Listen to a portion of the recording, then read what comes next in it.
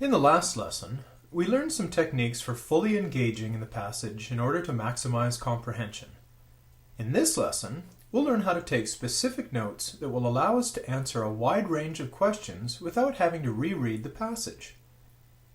As we've discussed in previous lessons, most reading comprehension questions are general questions that test our understanding of the central theme of the passage, how the passage is structured, what conclusions can be drawn from the passage, how to apply the ideas in the passage to other scenarios, and how the author feels about the material. Given the nature of most reading comprehension questions, our goal when reading the passage will be to collect information that helps us to understand the main idea of each paragraph and understand the flow of the passage. We'll accomplish this by summarizing each paragraph in fewer than 10 words and recording this summary on our noteboard. This note-taking process will compel you to engage in the material, determine which information is most important, and comprehend the content. Also, if you need to return to the passage to respond to a particular question, especially a details question, your notes will help you identify where to look. Now, to help us summarize each paragraph, we'll use some of the strategies we examined in the last lesson. First, we'll pay close attention to the first and last sentence of each paragraph, since these sentences often tell us what the paragraph is all about. We'll also pay close attention to transition words. This will help you follow the author's train of thought and help you see the basic infrastructure of the passage. Another way to better understand the structure of the paragraph is to foreshadow or predict where the paragraph is headed. We examined this strategy in greater detail in the previous lesson. Also, for each sentence, try asking, "Why is this here?" and "What function does this serve?" Doing so will help you understand the main message of the paragraph as well as its basic structure. Finally, don't record facts. This will only slow you down. Remember that the passage is never just a collection of facts. The author is simply using the facts to make a point, and our number one objective is to identify that point. All right, to see these strategies in action, let's read an entire passage. The first two paragraphs are shown here. Now, as always, we'll begin by paying extra attention to the first sentence. Traditionally, the first firm to commercialize a new technology has benefited from the unique opportunity to shape product definitions, forcing followers to adapt to a standard or invest in an unproven alternative. The word traditionally seems to suggest that this passage is an old versus new passage, where we compare two different business strategies.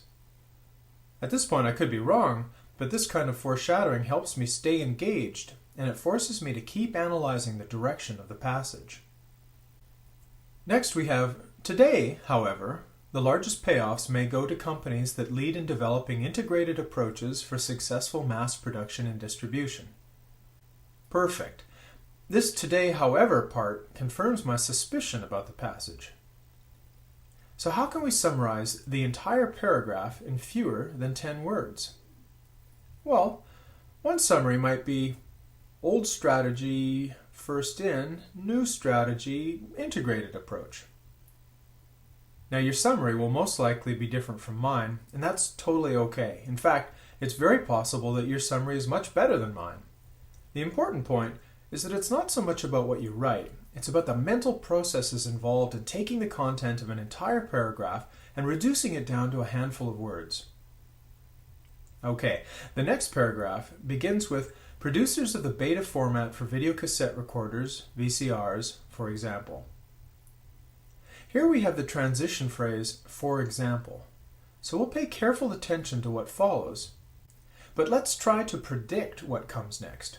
What kind of an example should we expect here? Well, we'll probably be given examples of what was discussed in the first paragraph.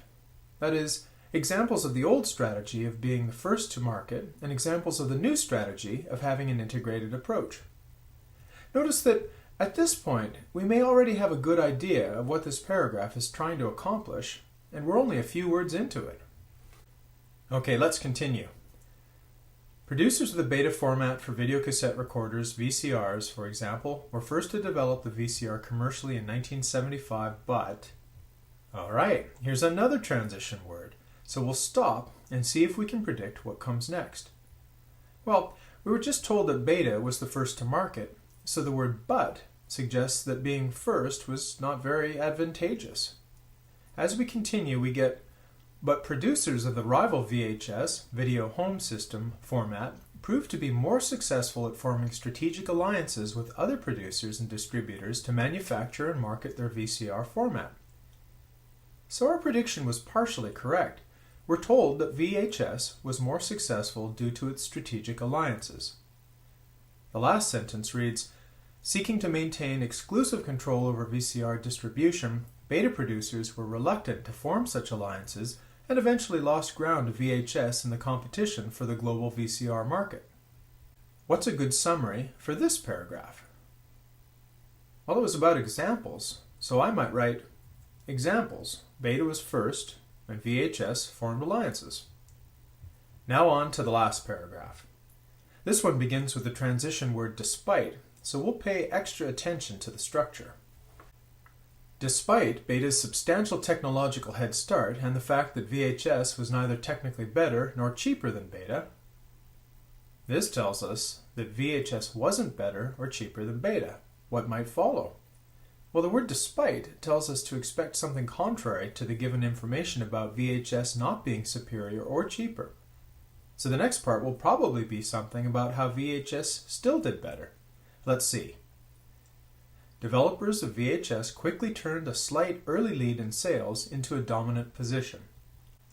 As we suspected, the passage tells that VHS did better than Beta did. Finally, we have strategic alignments with producers of pre-recorded tapes reinforced the VHS advantage.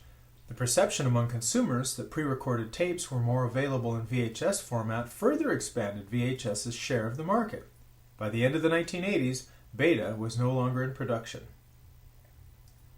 Okay, so how would we summarize this paragraph? How about VHS won, even though it's not better? Great.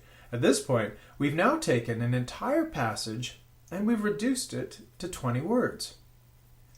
These summaries give us a great idea of the structure of the passage, so we can answer structure questions.